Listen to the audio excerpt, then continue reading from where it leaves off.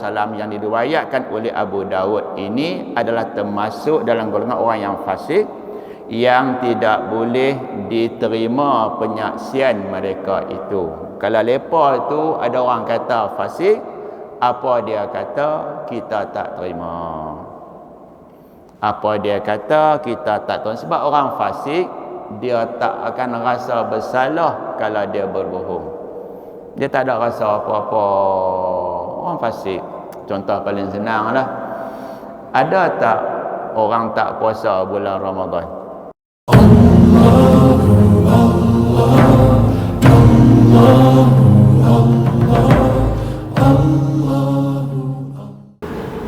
Assalamualaikum warahmatullahi wabarakatuh. Alhamdulillahillazi arsala rasulahu bil huda wa dinil haq liyazhirahu 'ala ad-dini kullihi walau karihal musyrikun. Asyhadu an la ilaha illallah wahdahu la syarikalah wa asyhadu anna Muhammadan 'abduhu wa rasuluh.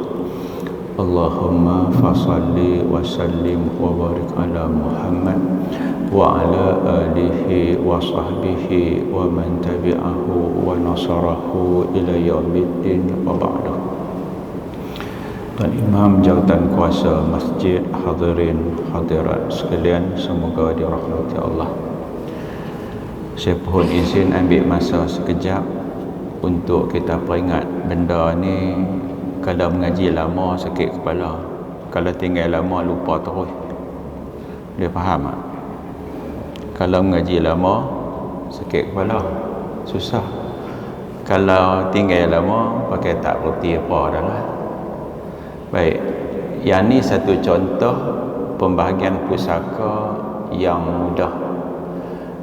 Tidak perlu melibatkan hakim, tak perlu masuk mahkamah, boleh kira sendiri, tapi kena ada pengetahuan. Kenapa tak perlu masuk mahkamah? Sebab tabung haji ada penama, jadi dia boleh buat keluar duit. BSN juga ada penama, boleh buat keluar duit, jadi boleh kira sendiri, kira kena jaga bagi betul. Kalau macam ayah mati tinggal tanah, nama pun nama ayah, yang tu kena pergi mahkamah rendah, bahagian pusaka kecil, daftar, tunggu dipanggil bicara. Biasanya kita menggunakan khidmat peguam, dia akan sediakan affidavit, tengok bagaimana dia buat pencerahan, penjadualan.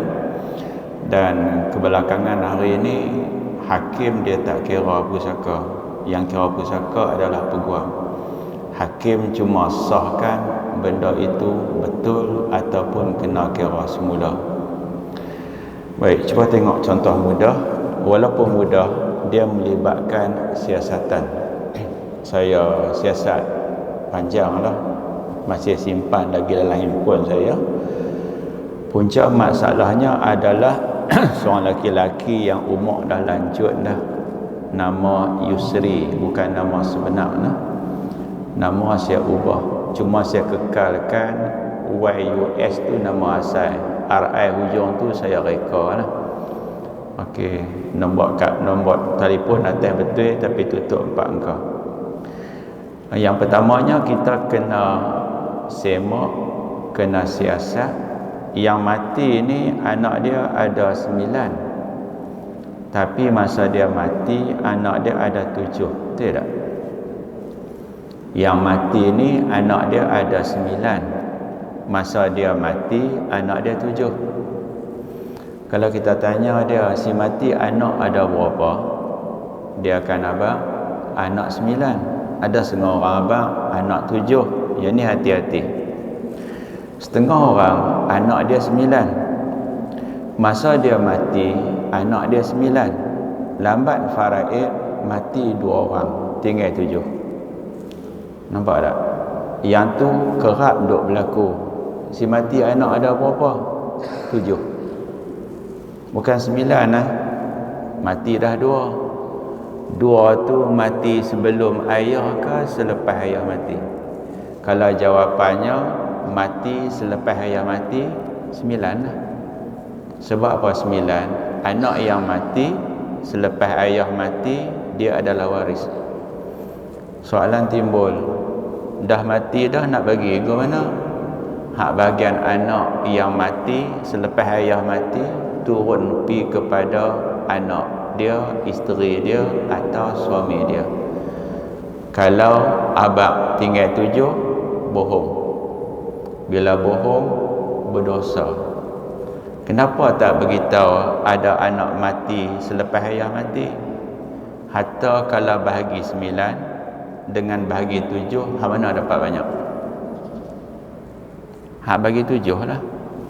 Nak bagi bagus lagi tapi jahat lagi maksudnya, tunggu tinggal seorang dua.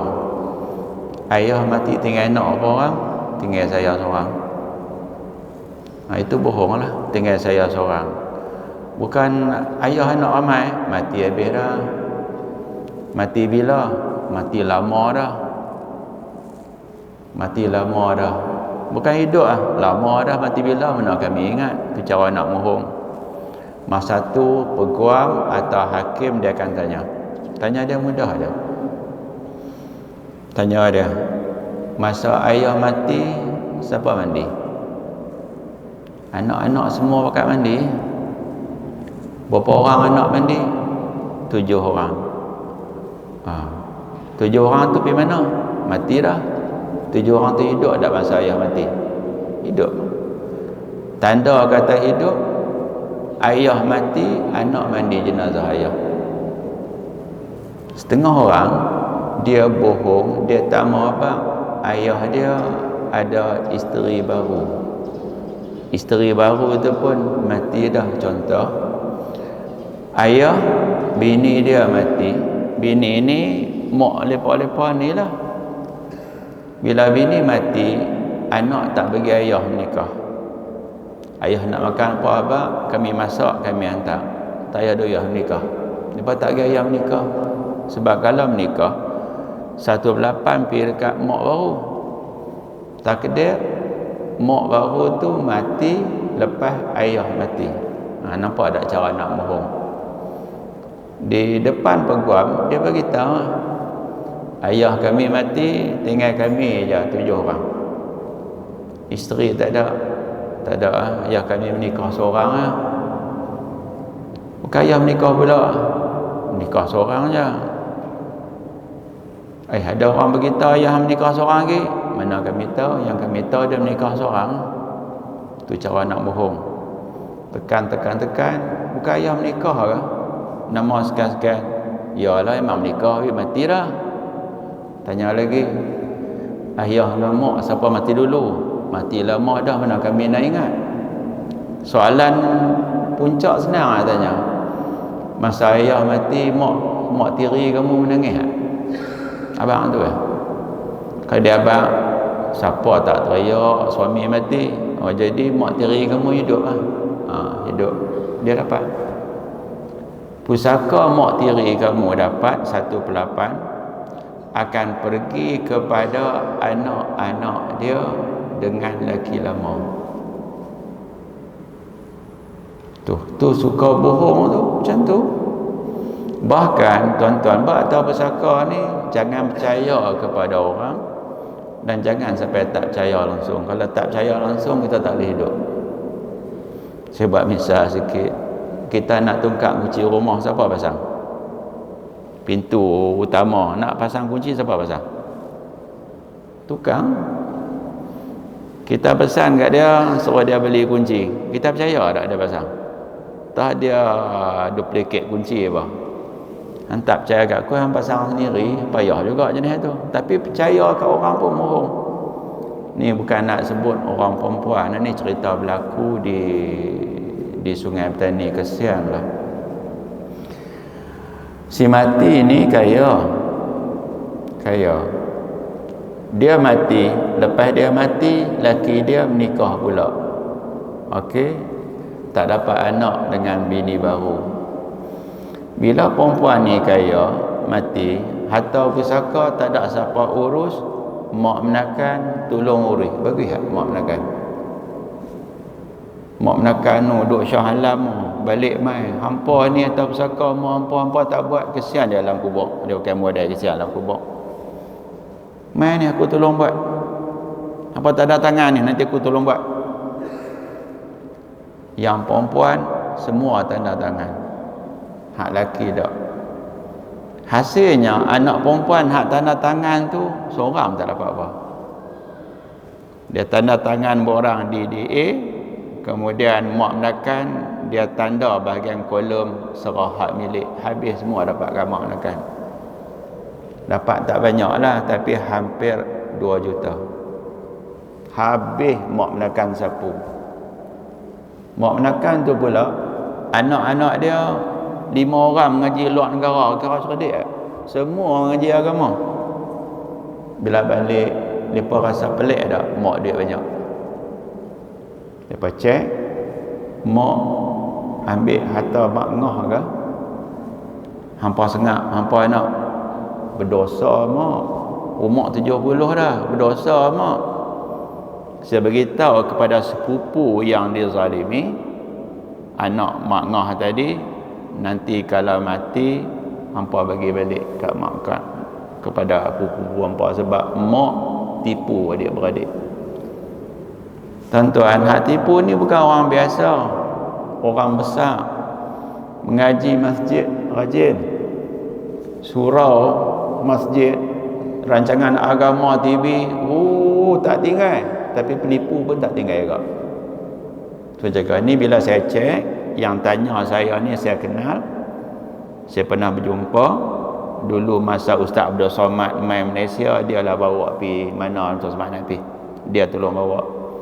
Dan saya kebetulan satu universiti dengan Ustaz Abdul Somad, cuma saya Fakulti Syariah dan Undang-Undang, Ustaz Abdul Somad dia Fakulti Usuluddin. Satu universiti tetapi berlainan kuliah. Jadi saya pun rasa nak bersalaman lah dengan orang luar ni kan, orang terkenal ni. Okey, God, orang pagat lah senang. Hak bahagian keselamatan dia tak bagi salam, dia jaga, takut segi orang langgar cedera ke. Apa tak bagi? Padahal kami mengaji satu universiti, cuma kuliah aja beza. Hak yang tanya ni dia kenal saya, dia kata, Ustaz tak hidup salam lah. Saat lagi kita makan sekali. Faham tak? Makan sekali boleh bersalaman tak? Boleh bersalaman, boleh makan minum. Cuma Tuan Somad ni rahsia dia kurus makan bihun 1 sendok pun tak habis. Dia makan sikit sungguh, lepas tu dia kurus sampai kelar. Okey, cuba tengok, bila Yusri mati, anak-anak tu nampak saya letak M1, M3, nampak tak? Maksudnya mati 1, mati 2, mati 3, mati 4. Kalau ada M5 dapat, M6, M7 dapat. Tapi sini yang ada hanyalah M1 sampai 4. Yang mati tu M4. Tu cara kita nak kenal lah.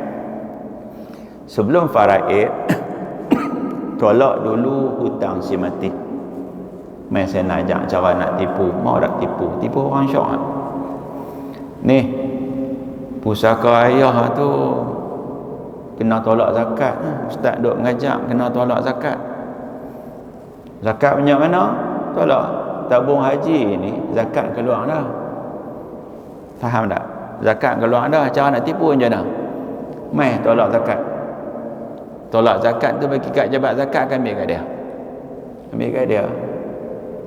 Abang bayar zakat? Takkan faraid zakat tak bayar. Dia tipu.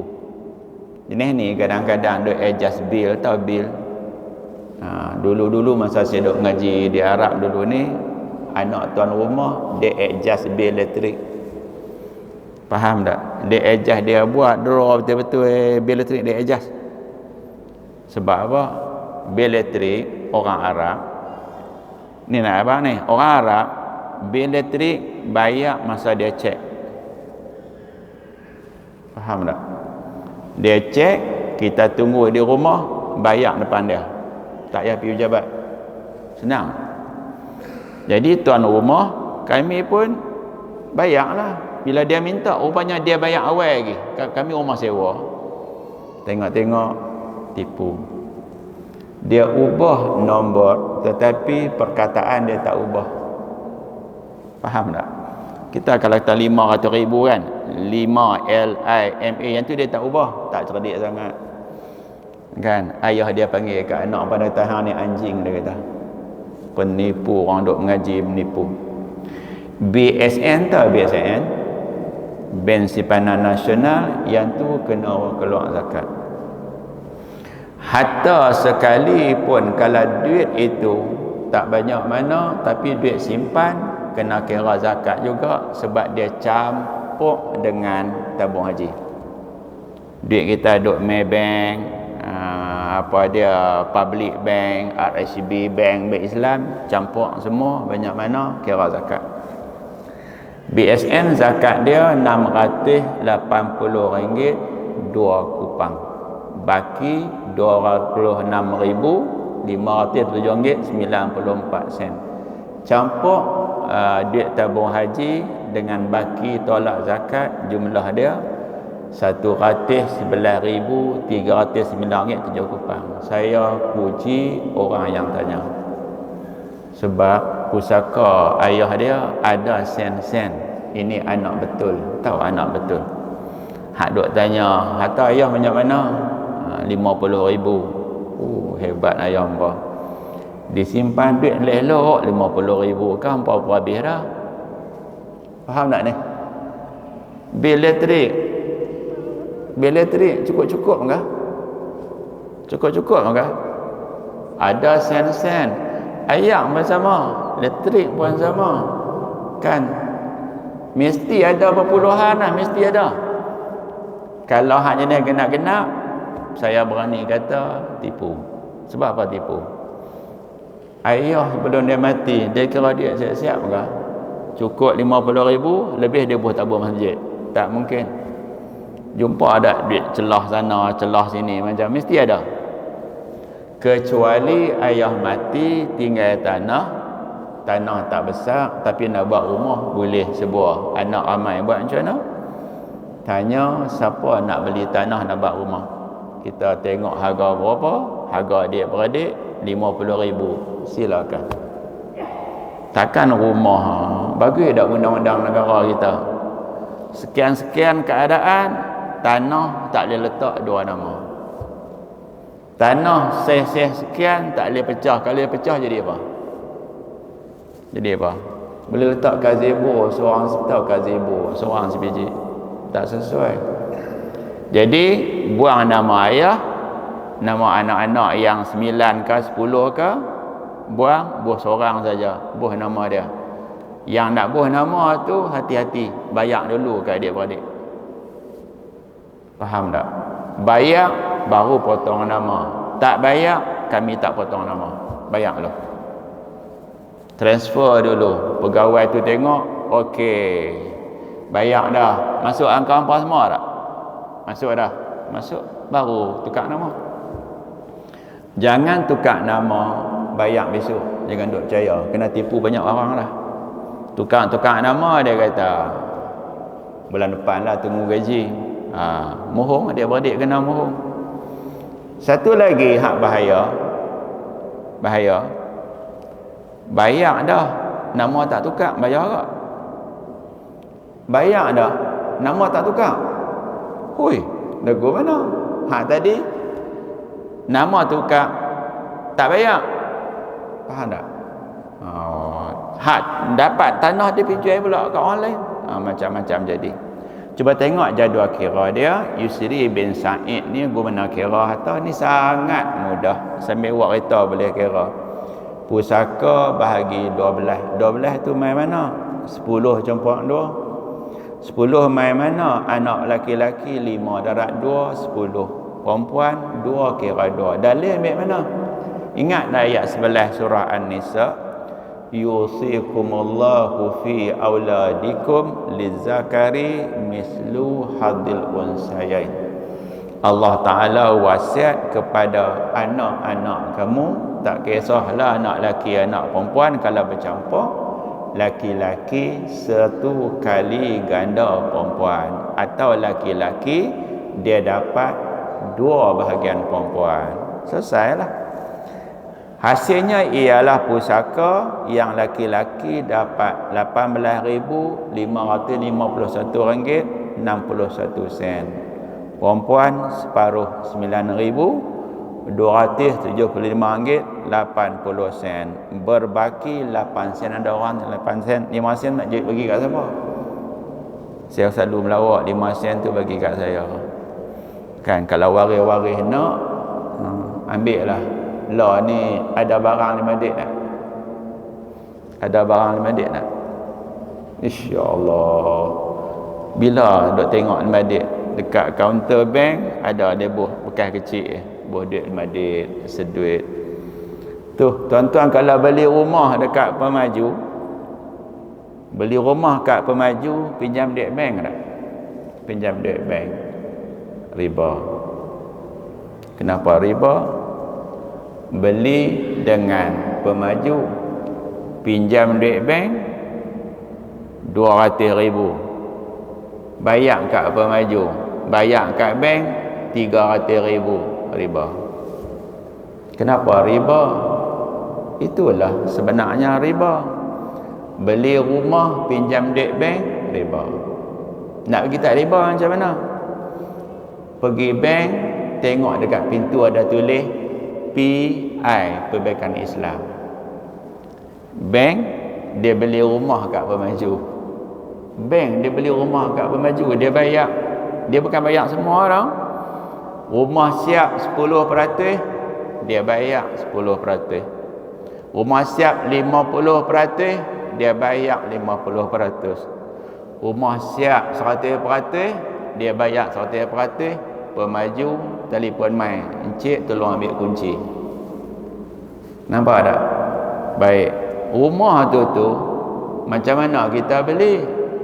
Bank beli rumah kat Pemaju, bank survey harga, dia cek balik rumah ni lagi 25 tahun harga berapa. Dia cek tengok 450,000. Bank jual rumah tu dengan harga 450,000 hutang, kita pun buat akad, saya terima sekian. Jadi hutang 450,000, bayar 450,000, tak ada riba. Tapi bank nampak gaya cas dia, kita tak apa-apa hati ya. Pergi bukan riba, murah sikit. Kan rumah harga tu juga abang kat lepa. Perbankan riba konvensional, beli rumah dekat Pemaju, pinjam duit bank. Perbankan Islam, bank Islam beli rumah dekat Pemaju, dia jual kat kita harga lagi 25 tahun. Mahal lah rumah yang saya duduk lah ni. Masa beli 149,000. Tunggu 3 tahun siap. Orang tak ada rumah ni, bila tahu rumah tu beli, lulus dah apa-apa semua, pergi ambil gambar tak? Tanah kosong ambil gambar. Tanya kontraktor, rumah saya atas mana? Tang tu sampai tang tu. Luas, memang luas. Dia buat konkrit lantai, ambil gambar. Hak cerita tu kan cerita orang, cerita saya. Ikat bata tu, net tiang ikat bata, pasang bumbung, plaster, apa-apa semua. Kerja saya dia ambil gambar. Punya seronok lah dia buat pagar. Tanam pokok belam, pokok moktan, pokok nyok. Dapat kunci, rumah pokok tu dah besar dah, seronok. Sajalah tiba-tiba ada orang duk ronda. Depa ni jenis orang suka beli rumah. Beli rumah, dia jual rumah. Saya tanya rumah saya ni boleh ambil berapa ribu? Rumah ni dia kata kami boleh ambil 250,000. Beli 149, selang 3 tahun 250,000. Kalau harga boleh naik 100, 1,000 3 tahun, lagi 20 tahun lagi mana? Macam tu. Tu nak abang kata berapa banyak orang Islam semayang, puasa, zakat, haji, beli rumah dia ambil konvensional. Beli kereta dia ambil konvensional. Tu susah pun nak cakap benda tu. Okey, kadang-kadang maaflah cakap orang Melayu kita ni beli motor tayar besar. Motor tayar besar tu mahal ke murah? Baru-baru ni lah saya nak mengajar Sungai Ulak, saya terlewat sampai rumah pun lewat. Saya tengok tepi saya tu motor BMW, enjin tu dia duduk gitu. Saya Honda Accord saya 2.4, saya tekan habis rapat, tak dapat. Motor tu bukan Kawasaki, BMW besar. Pakai motor besar tak ada dosa. Beli motor besar pergi ke perbankan riba berdosa. Kenapa loan bank Islam tak lepas? Sebab kamu tak mampu bayar. Maka kamu pergi perbankan riba, kamu mampu bayar. Macam mana mampu bayar? Dia panjangkan tempoh bayaran. Nampak tak? Itu cara lah masing-masing. Saya pernah berjumpa laki ni naik motor besar, tiba-tiba saya nak balik, dia tunggu kat pintu masjid. Dia kata, ustaz buat contoh tu kena atas kepala saya. Selang berapa bulan jumpa dia pula, dia kata, ustaz saya tengok motor tu awak pakai Honda AX5. Hak tu hak nu motor riba, hak ni motor halal ustaz, pakai hak ni. Tu baik. Sekiranya ada cadangan nak bagi sama rata, boleh. Siapa cadang sama rata? Anak perempuan, bukan anak laki-laki. Kalau anak laki-laki tak setuju sama rata, dia tak berdosa dan dia bukan orang kedekut. Dia pergi kat dia. Nah, jadi cerita hak nak sama rata, abang-abang hak mengaji sekolah orang putih. Hak nak sama rata, hak nak paraid ustaz-ustaz. Dia kata ustaz saja kira piang kedekut. Hampa tahu tak? Kami ketua keluarga, kami kena sara keluarga. Satu lagi nak abang, kalau kamu suami mati, anak tak ada, abang akan sara kamu. Kamu jaga-jaga. Kamu nak menikah pun abang jadi wali, cakap kena jaga. Clear nah? Okey, baik. Masuk kitab kita.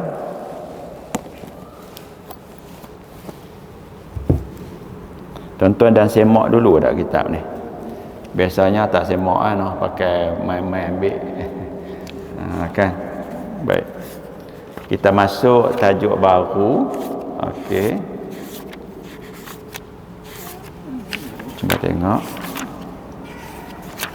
Penyaksian orang yang fasik. Itu kita mengaji dah. Orang Islam dia musafir, dia nak mati, dia nak wasiat, dia nak wakaf. Orang Islam tak ada jadi saksi, dia wasiat kepada orang yang tak Islam, wasiat dia tu sah. Syarat dia berwakaf, dia berwasiat masa dia musafir. Itu syarat dia. Kalau masa tak musafir, tak boleh. Ini putusan para ulama lah. Para ulama biasalah ada beza pendapat. Beza ada.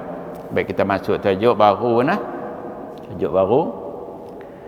Okey, jumpa tak tajuk muka surat 587. Penyaksian orang fasik. Orang fasik ni apa dia? Bahasa Kedah kita, Penang kata panggil apa? Jahat. Jahat tu macam mana? Dosa kecil dia buat berterusan, tu fasik lah. Lagi dosa besar pun dia duk pulun juga, itu fasik. Dosa hak kecil tu walaupun kecil, bila berterusan dia jadi besar. Tu dosa kecil, dia jadi besar. Contoh juga macam mana? Tu dia tu yang buat apa? Dia tu duk buat pertandingan memancing. Pertandingan memancing, hadiah hak dapat tu judi. Tapi dia panggil hadiah nombor 1. Dia tak panggil judi. Rasa tersentak tak? Judi apa? Hadiah. Sebab hadiah ambil daripada yuran penyertaan judi. Hadiah tak boleh ambil daripada yuran. Hadiah ni kena cari wakil-wakil rakyat sponsor hadiah. Kalau wakil rakyat dia nak bagi berapa ratus seorang, nak bagi hadiah besar ni, nak beli hadiah satu Ford Mustang ni. Mustang tu kuda liak. Tahu siapa beli Ford ni, lah ni nanya. Sebab Ford Mustang ni dia tak boleh pakai minyak 95. Dia kena minyak 97. Mampu supaya orang ramai masuk pertandingan, buat macam mana? Buat dengan memancing hadiah. Waitalah Allah pakat terangin. Penyertaan tiada had. Berapa joran pun boleh. Satu joran kata Abu Hatih. Hadiah 1, 2, 3, 4 judi. Awak judi, duit hadiah daripada yuran penyertaan. Faham tak? Saya kerja kat Indonesia, pertandingan jalan kaki, last kali tengok ramai lari. Saya pun lari. Lari. Punya tak bersedia ni, lari pakai kasut pejabat. Ya Allah, dapat nombor 20. Orang tak percaya, ustaz lari habis. Yang jadi saksi, net chancellor. Saya potong dia. Dia nombor 21, saya nombor 20. Tanya dia, saya potong tangkona, saya potong. Tanya dia. Hadiah saya dengan NC sama. Faham tak? Kem plekat dengan kem plekat. Beza tak mana? Nombor 1 tu. Tahu tak cecair pencuci baju, pelembut baju tu? Kan bau dia berbeza, hadiah sama. Saya kata ni lah nak abang pertandingan kalau jenis hak patuh syariah macam ni. Duit tu main mana?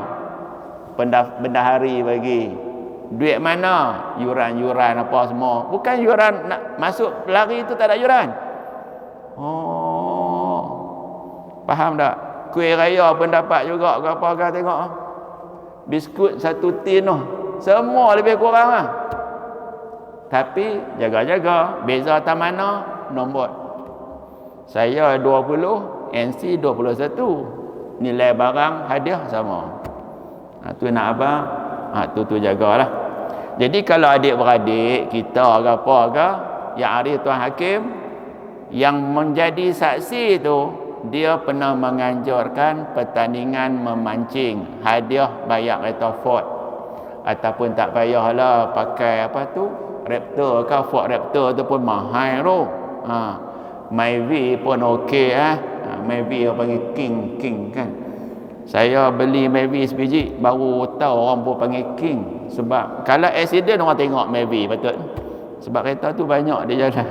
Baik, kembali balik. Samalah juga awak dia ni terlibat dengan skim cepat kaya. Cepat kaya tak? Cepat kaya ni dia hak duk kaya orang atas. Hak paling nanya orang bawah. Hang tengok aku dulu pakai kancil lah. Kerja KFC. Lah hang tengok. Aku pakai BMW. Hang tengok. Cermin saja tu 6,000 sekeping. Tengok kalau nak harap KFC pakai tak ada apa, melabuk bawah aku. Cari lama-lama menang. Duk buat skim cepat kaya. Cuba tengok ada simpan duit dekat bank Islam tak? Setahun ada tak 5 kupang dia bagi? Allah, apa? Nek sedih tak nak abang? Sedih tak? Pernah simpan tak duit bank Islam? Allah, 6 sen 2 pang medit. Banyak tu perniagaan mereka macam tu, hak jenis halal. Untung dapat kat mana? Kepada owner bank Islam. Hak dia dapat halal, hak kita dapat pun halal juga. Kalau skim cepat kaya, Sungai Ulak. Satu kepala masuk RM350. Jangan ambil. Bulan depan 700. Bulan depan 1,400. Bulan depan 2,000 lah. Bulan depan 5,600. Yang galam mai semua mai. Kalau boleh buh orang 35,000. Bulan depan 70,000. Tak usah duk ambil lagi. Kita jadi jutawan. Bonet boleh buka dengan remote semua. Pok tak? Pok habis. Akhirnya duduk atas batu Bengkalan, bawa kereta. Naik kerek pergi stesen minyak Petronas, isi minyak. Minyak nak buah tak mana? Siapa dia sebab kaya tu? Nama dia Fauziah. Sungai Ulak. Pak Mantelo, ingat Pak Mantelo? Kelang lama PLSB. Bayar 10,000 dapat wira. Tak kena bayar dah. Alin semua syarikat bayar. Orang merenyut. Tu. Orang jenis macam tu fasik. Duk kerja tipu orang. Para ulama mujtahid ni bukan taraf kita lah. Mujtahid ni macam Imam Syafi'i, Imam Hambali, Imam Malik tu, Imam Abu Hanifah tu mujtahid lah. Termasuk jugalah Imam Nawawi apa semua tu. Dan imam-imam mazhab telah sepakat mengatakan orang yang fasik tidak harus diterima penyaksiannya. Kalau dia masuk mahkamah, hakim tak terima, kamu cakap apa pun kami tak percaya. Masa tu hakim dia akan cari peguam. Cari peguam. Kamu peguam. Baik. Ni saksi ya. Fasik ke adil? Nak tahu adil ke tak? Kena pergi cari tu imam. Dia duduk taman mana? Jumaat semayang miss tak miss? Hak 5 waktu tinggal ke tak? Faham tak? Cek-cek dengan tu imam, tak pernah nampak muka kat masjid tapi balai polis kenal. Duk kerja curi cepedak, curi durian. Fasik. Faham tak? Itu contohlah. Rupanya mahkamah syariah ni dia ambil tahu juga fasik ke tak fasik. Kalau tak semayang, fasik. Duk mencuri, fasik. Tipu orang, fasik. Tikam mak ekor, fasik. Duk jual tanah, orang bayar. Tanah tu juga dipijual ke orang. Tanah tu juga dia jual berapa kali. Dia jual, dia tak tukar nama. Dia jual, dia tak tukar nama. Dia jual, tak tukar nama. Berapa kali dia jual? Fasik. Banyak contoh. Contoh lagi juga, pernah dengar ada Bukit Merah. Bukit Merah. Dia jual ikan kat Datuk A. Datuk A bayar cash. Okey, kamu belah ikan. Sebulan-sebulan bayar harga sekian. Mai Datuk lain pula. Ikan tu juga dia jual. Ikan hak sama, kolam yang sama, dia jual hak tu juga. Bila yang boleh tahu kita muhung ni? 2 tuan mai tengok ikan hari yang sama jam. Tu duk tipu orang. Bukan semua lah orang situ buat kerja, tapi hak tipu jenis itu memang ada. Okey, lagi sambung. Mereka berhujah dengan firman Allah Ta'ala, ya ayyuhallazina amanu, hai mereka yang beriman, in ja'akum fasiqun, sekiranya orang yang fasik, ja'akum tu dia bawa datang, bina bain, dengan khabar berita, fatabayyanu, hendaklah kamu selidik. Takut dia mohong, nanya. Kadang tak mohong, tapi benda tu bila sampai tak tepat. Ni contoh berlaku kat kawan baik saya. Dia balik kampung dekat Terak Batu. Abang dia nama Sayuti, orang Terak Batu. Abang hak Sayuti tu mengaji Darul Quran, khatam Quran 30 juzuk. Jadi sebelum nak periksa, pihak Darul Quran bagi cuti. Baliklah budak ngapal Quran ni balik rumah. Balik rumah, ayah dia buat rumah ikat bata baju simen, tolong tak?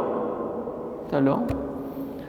Bila nak pekat ni ikat bata apa semua ni, elektrik biasanya tutup untuk keselamatan. Tengah-tengah duk ikat bata apa semua, kan kadang-kadang simen tak habis dah. Tahu simen tak habis, dah habis juga ni. Mak dia pergi buka plug fuse dekat depan rumah. Anak hak nama Sayuti ni ngapai Quran ni, dia pergi ambil lampu, dia nak pasang, tangan basah. Elok pasang, mak buka. Elektrik masuk dalam badan. Meninggal. Polis mai tengok, pelik badan tak hitam, badan elok macam biasa ngapai Quran. Syiham ni, adik si mati, dia telefon kepada pihak sekolah An-Nahdhah Hakik Besar. Masa tu duk pondok Syekh Mahmud. Ni nak beritahu, abang Syiham meninggal. Yang meninggal tu nama Sayuti. Hak telefon nama Syiham. Dia abang Syiham meninggal. Maksudnya apa dia? Abang pada Syiham, nama Sayuti. Dia pergi cakap abang Syiham. Pelajar hak terima berita tadi, dia faham abang Syiham. Pengumuman kat sekolah kata pelajar Syiham bin Mahfuz daripada Terak Batu meninggal kena renjatan elektrik. Pakat berderu nak pergi ziarah kawan. Pipi sampai depan rumah, hak jaga parking Syiham. Yang mati ni siapa dia? Sayuti. Hak meninggal Sayuti, hak telefon tu Syiham. Tadi abang kata abang Syiham. Faham tak? Nampak? Itu bukan nak mohong, tetapi bahasa bercakap abang Syiham. Dia letak muka di benar. Esok tu dia main sekolah. Depa kata apa? Orang mati main sekolah pula dah. Sebab nama hak ni macam tu, orang fasik ni macam tu. Berita luka sikit sampai kat kita jari putus. Faham tak? Asal cedera sikit sampai kat kita cedera banyak, mati pun ada. Puncanya kena siasat. Pastikan kalau orang tu dia tak fasik, dia tak bohong, persaksian dia kita terima. Tapi kalau orang jenis duk bohong, dia bercakap, kita tak boleh terima. Fatabayyanu, kena selidik. Okey, cuba tengok sebelah. Dan mereka berhujah juga dengan hadis Rasulullah SAW. Nabi ada kata apa? La tajuzu syahadatu qainin wala qainatin. Tidak harus, makna tidak diterima persaksian orang yang khianat. Tahu orang yang khianat? Ada amanah, dia khianat. Contoh paling senang lah.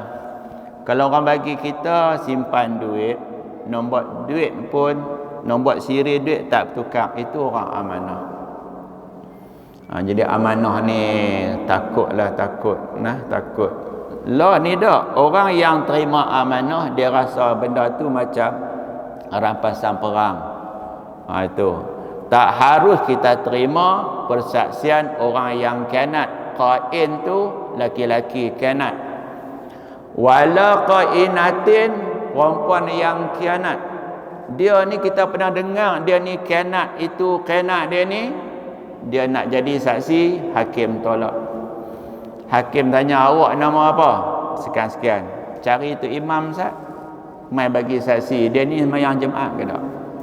Ni contoh di Padang Serai lah. Tu Imam Ustaz Kamil Mahathir. Mungkin Mahathir ni ayah pada dia berkenan dengan Tun Mahathir kot, tubuh nama Mahathir. Nak akad nikah. Akad nikah kan? Sila nak akad nikah. Okey, tanya, kamu orang mana? Saya orang Padang Serai. Oh. Orang Padang Serai, kahwin orang Padang Serai. Jadi pak mentua orang mana? Padang Serai juga. Ni cerita tu imam masjid Padang Serai.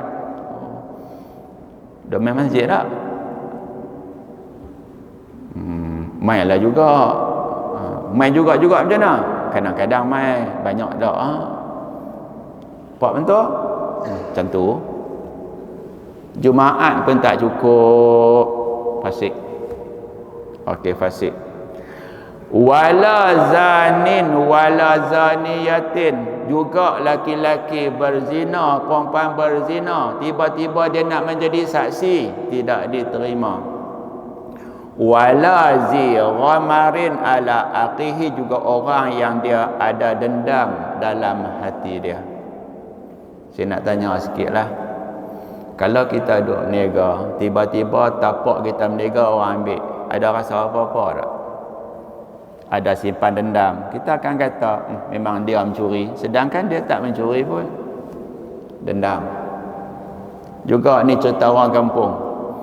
Tu imam kalau dia tangkap orang main judi belakang kedai, orang kampung berdendam dengan dia tak? Berdendam. Satu hari orang tu kena tuduh, dia kata memang betul, tu imam ni betul, memang sebab dia ada dendam. Maka orang yang ada sifat dendam, dia tak layak menjadi hakim, menjadi saksi pun tak boleh. Imam Taqiyuddin Abi Bakrin Al-Husaini Asy-Syafi'i, Husaini itu maknanya nisbah kepada Husain, Syafi'i nisbah kepada Syafi'i, macam kita lah. Contoh sini apa dia? Al-Bata ada sini, Al-Batasi, kepala batas. Al-Bertami, bertam. Pernah tengok dah pokok bertam? Orang dok buat juga kadang-kadang apa tu, kelapa sawit noh, ada bukan kelapa sawit ni, buat sarung cepedak, bertam. Al-Bertami ke apa-apa ke.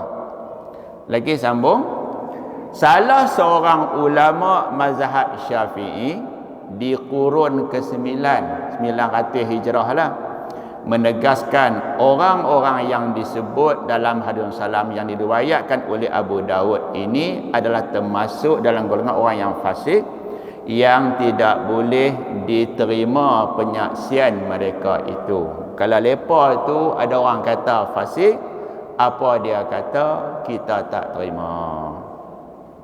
Apa dia kata kita tak terima, sebab orang fasik dia tak akan rasa bersalah kalau dia berbohong.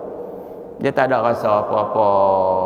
Orang fasik, contoh paling senang lah, ada tak orang tak puasa bulan Ramadan? Ada. Ni abang ipar saya cerita, abang ipar saya berniaga pasal bulan tahun ni dia tak berniaga. Orang berniaga yang tebu dengan orang berniaga martabak. Kan berniaga martabak, maghrib tak azan lagi, depa makan dah. Awak makan lah. Sunat buka puasa segera. Faham tak? Buka puasa segera tu bukan makna buka puasa awal 5 minit. Nah, masuk waktu berbuka, buka. Bukan masuk awal buka puasa tu buka puasa awal 5 minit. Agak-agak puasa lepas batal tak? Puasa batal tak? Puasa lepas tak batal sebab lepas tak puasa. Lepas tak puasa, jam sungguh lah tak puasa. Nak tahu senang lah, menega martabak, menega tu menega ni pakai lebay, rantai tak buang. Sebab apa pakai lebay? Nak habat kata baik. Rantai buat tak buang, tu memang aku dah pakai selalu dah, nak buang apa-apa. Ada orang lelaki pakai gelang, gelang besar apa tu, awak tu pakai gelang tu bukan benda boleh. Laki-laki mana boleh pakai gelang. Gelang hak orang pergi buat haji tu cerita lain lah. Itu bila balik kena buka, jangan duk syok pakai pula. Macam tu. Sampai semayang pun tak, puasa pun tak, tiba-tiba jadi saksi, tak terima. Dalam kitab Kifayatul Akhyar ni tuan-tuan boleh baca lah kan, jilid kedua muka surat 180. Kifayatul Akhyar ni saya nak sebut sikit lah, takut tuan-tuan rasa orang kata apa bermasalah. Ada hamba Allah, saya tak sebut nama, dia sebut kalau ayah wakilkan imam akad nikah anak dia, ayah duk tunggu juga majlis akad nikah tu tak sah. Lah banyak dah buat. Ayah wakil imam, ayah duk tunggu. Biasa hak yang angkat nikah sendiri ni memang orang hak bagus lah, terdidik elok apa semua. Ayah saya adik saya dia angkat nikah. Biasanya orang hak berani. Kalau tak berani, terus duk cari pasal. Terus duk pelekah lah. Maka tu imam dia mai jumpa dengan wali nikah. Contoh, saya kahwin, pak mentua saya meninggal 91, saya kahwin 96. Jadi pak mentua saya tak jumpa. Abang ipar dia wakil pada imam. Kan? Abang ipar tunggu tak akad nikah saya? Tunggu.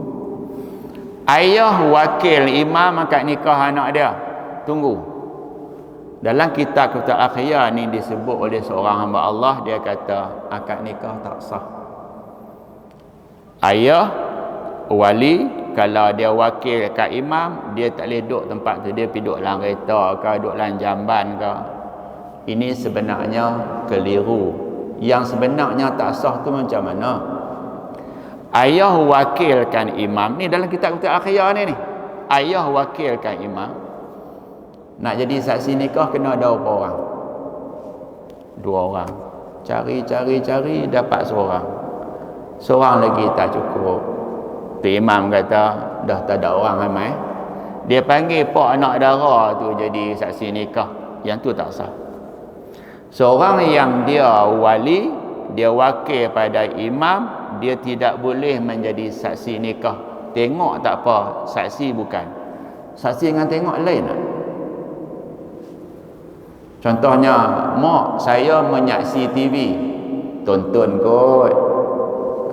kot, bukan saksi, tonton. Kita panggil menyaksikan juga. Dalam masalah ini, Al-Imam Abdullah ibnu Muhammad, lebih dikenali dengan nama Ibnu Qudamah Al-Maqdisi. Ni saja anak abang, sahabat baik saya, Hak Syiham tadi tu. Dia beli kitab Al-Mughni. Dia tanya saya. Dia kata dia panggil saya Puzi. Sebab nama kampung saya Puzi. Awak kitab ni, pendapat imam ni berlambak-lambak tak sama dengan mazhab kita. Kan kitab Mughni itu kitab mazhab Syafi'i. Kita main nak tengok hang silap. Al-Mughni kitab mazhab Hambali. Kitab Syafi'i Mughni Muhtaj. Tapi Tok Guru panggil Mughni, nama panjang dia panggil pendek. Mughni Muhtaj dia panggil Mughni. I'anatul Talibin dia panggil I'anah. Faham tak ni? Syiham dia silap entah mana. Sebab dia silap entah mana tau. Sebab Mughni ada Mughni Muhtaj, ada Mughni saja. Dia ni lah Syiham. Balik masa ada ijazah, dia minta kerja apa pun tak dapat. Akhirnya dia minta kerja jadi Pak Gad. Nu kerja dengan marah-marah. Hebat Pak Gad ni, boleh baca kitab Arab. Nu ngaji Mesir tu. Lama-lama tanya-tanya, ada ijazah, tak jadi Pak Gad, belajar. Dan dia buat master dan dia buat PhD lah, dah jadi doktor lah. Bukan doktor cucuk orang, doktor PhD, orang Terak Batu. Dia kata bukan mohong, minta kerja, abad mengaji tinggi tak dapat, abad mengaji rendah dapat. Pergi Pak Gad, mula dengan Pak Gad. Okey, kata Ibnu Qudamah daripada mazhab Hambali menegaskan tidak boleh diterima penyaksian orang-orang yang fasik, sama ada fasiknya disebabkan perbuatan atau i'tikad. Tak i'tikad. Kadang-kadang dia kata kita ni menentukan apa yang kita nak buat. Oh, Allah Ta'ala tak ada apa-apa. Hak berlaku ni sebab usaha aku. Semua dia cakap benda-benda hak salah i'tikad. Ataupun salah perbuatan. Sehubungan dengan masalah ini, apabila orang yang fasik itu bertaubat. Tahu taubat? Dulu dia jahat, lah dia taubat dah. Dia bagi balik hak dia curi, apa-apa semua.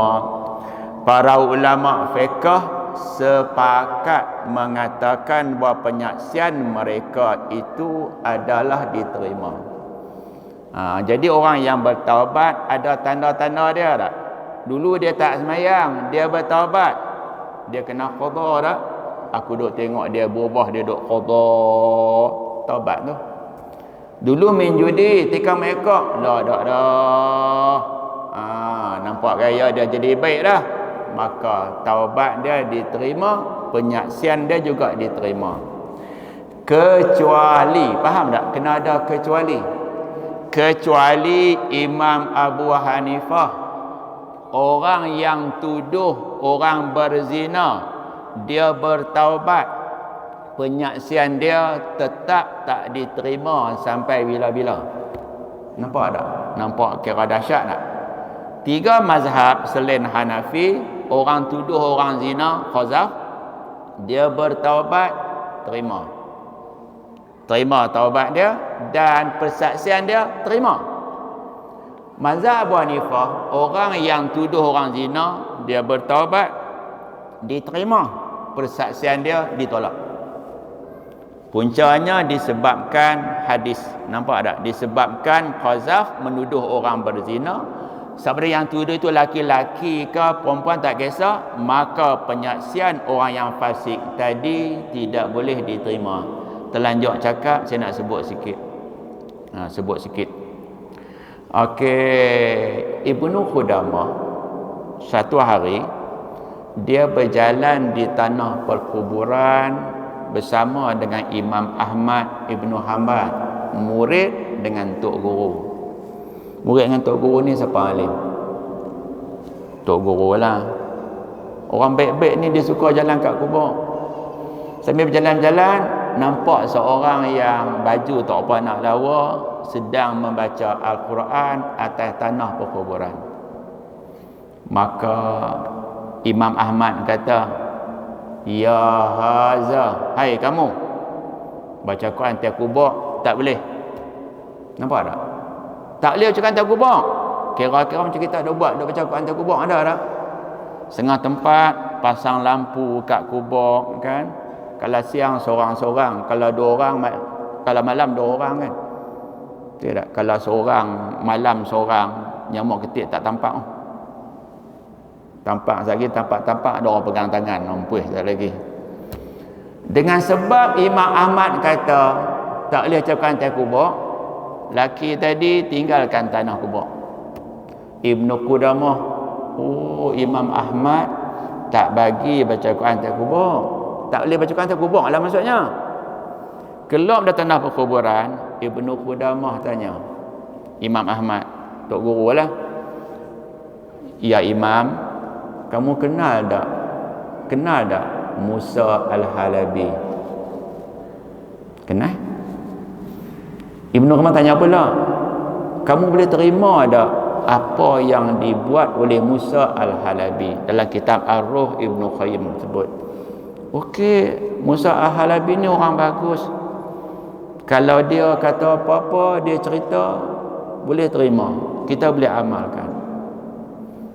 Maka kata Ibnu Qudamah, Musa Al-Halabi sebelum dia meninggal, dia pesan ke anak dia, suruh baca sekian-sekian ayat Al-Quran bila jenazah dikebumikan. Baru Imam Ahmad perasan rupanya Quran boleh baca. Dalil Musa Al-Halabi pernah sebut. Maka Imam Ahmad kata, panggil lelaki tadi, mai sambung balik bacaan. Rupa-rupanya Cukanta Kubah ni belah di Suria tu banyak diamalkan. Cumanya hati-hati, jangan kita doa harap sangat orang baca Cukanta Kubah kita. Faham tak? Jangan doa harap sangat. Dan bila baca Cukanta Kubah, berbayak tak?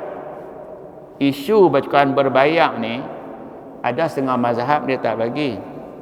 Mazhab Syafi'i bacaan takubah bukan bayak baca, bayak sebab tinggal kerja. Faham tak tinggal kerja? Dia duk motong getah, duk jaga kebun, sebab suruh baca Quran bagi habis 30 juzuk, dia tinggal kerja dia lama tak? Tinggal kerja dia lama, bayak upah tinggal kerja. Kok mana pun benda tu selisih, kita tak boleh dapat satu pendapat. Imam Abu Hanifah berkata, Allah Ta'ala berfirman, wallazina yarmunal muhsanat, dan mereka yang memfitnah perempuan-perempuan yang baik berzina. Kalau tuduh perempuan jahat berzina, dia tidak dianggap khazaf. Contoh, ni kita duk tengok naik motor dengan laki-laki siang malam. Malam kemarin laki A, malam ni B pula bawa, esok C pula. Tu dia lawan lumba motor menang, dapat perempuan tu yang kita ni, faham tak ni?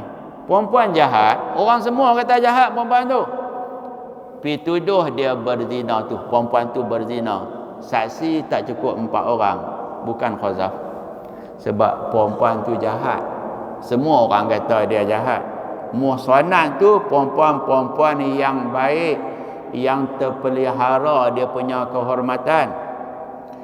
Orang yang tuduh perempuan berzina, ni nak cerita sikit, susah nak abang ni. Laki-laki tuduh perempuan berzina, Allah Ta'ala sebut sama juga hukum.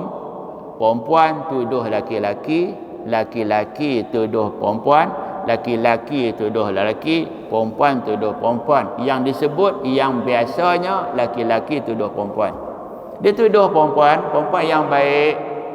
Summa lam ya'tu bi arba'ati syuhada, dia tak boleh buat main 4 orang saksi. Laki-laki semua yang adil belaka. Allah Ta'ala kata apa? Fajliduhum samanina jaldatan, sebat 80 kali. 80 kali. Wala takhbalu lahum syahadatan abada. Tu kata apa? Jangan terima persaksian orang tuduh orang berzina, tak main paksi tak ada. Sampai bila-bila tak terima. Wa ulaika humul fasiqun, dan mereka itu adalah orang yang fasik. Baik, saya nak tanya sikit. Ada sebut tak kalau bertaubat? Tak sebut. Maka mazhab, 3 mazhab kata orang yang tuduh orang berzina, kalau taubat dia terima, dia jadi adil balik. Hanafi kata tidak sampai bila-bila, persaksian dia tidak diterima selama-lamanya. Jadi beza pendapatlah. Menurut Imam Abu Hanifah, firman Allah Ta'ala tersebut adalah menjadi dalil bahawa seseorang yang fasik disebabkan khazaf tidak boleh diterima penyaksian mereka itu selama-lamanya. Kalau dia kata nampak anak bulan, tak diterima sebab dia fasik. Isu raya haji ni sampai tak berhenti orang duk tanya. Nak puasa Arafah hari apa? Nak raya hari apa? Saya tanya, kamu duduk di mana? Duduk kat Malaysia, ikut Malaysia lah. Kita raya haji bukan sebab wukuf di Arafah.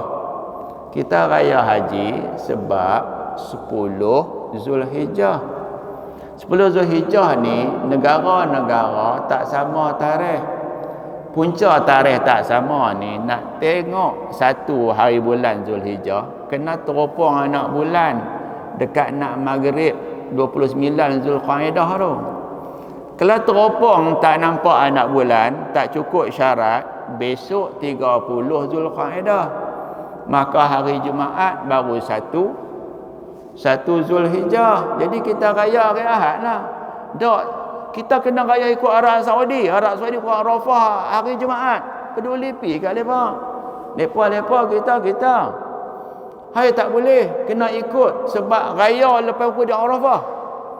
Saya nak tanya, kalau haji ditunda sebab Covid tinggi, raya haji buat tak? Tak ada haji ditunda?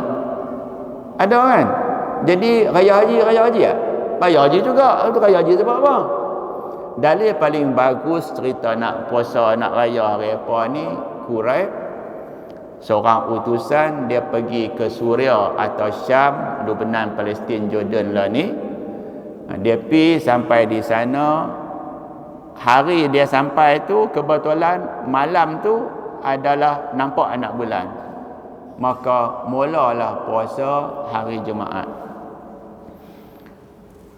Dia balik ke Madinah, orang Madinah duk puasa. Dia kata orang Suria Syam raya dah. Ibnu Abbas tanya dia, kamu tengok anak bulan malam bila? Dia jawab, Khamis malam Jumaat. Ibn Abbas kata, kami di Madinah nampak anak bulan Jumaat malam Sabtu. Kita berbeza sehari. Hampa mula nampak anak bulan Khamis malam Jumaat, kami Jumaat malam Sabtu. Jadi kata Quraisy, tak bolehkah kita raya sekali?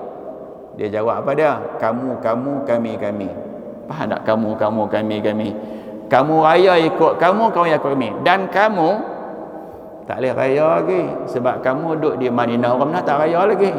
Dan kamu tak boleh puasa sebab cukup dah 30 hari. Kamu duduk saja, tunggu sampai raya besok. Kalau nak raya juga kena pergi Syam pula lagi sekali, baru boleh raya pula. Mampu 2 minggu baru nak sampai. Okey nah, wallahu alam. Nanti kita sambung pula penyaksian kafir zimmi diterima ke tak diterima, wallahu alam. Bismillahirrahmanirrahim. Allahumma hdina wahdi bina waj'alna sabilan liman ihtada. Allahumma ja'al jam'ana haza jam'an marhuma wa tafarruqana mi ba'dihi tafarruqan maksuma. Wassalamu alaikum warahmatullahi wabarakatuh.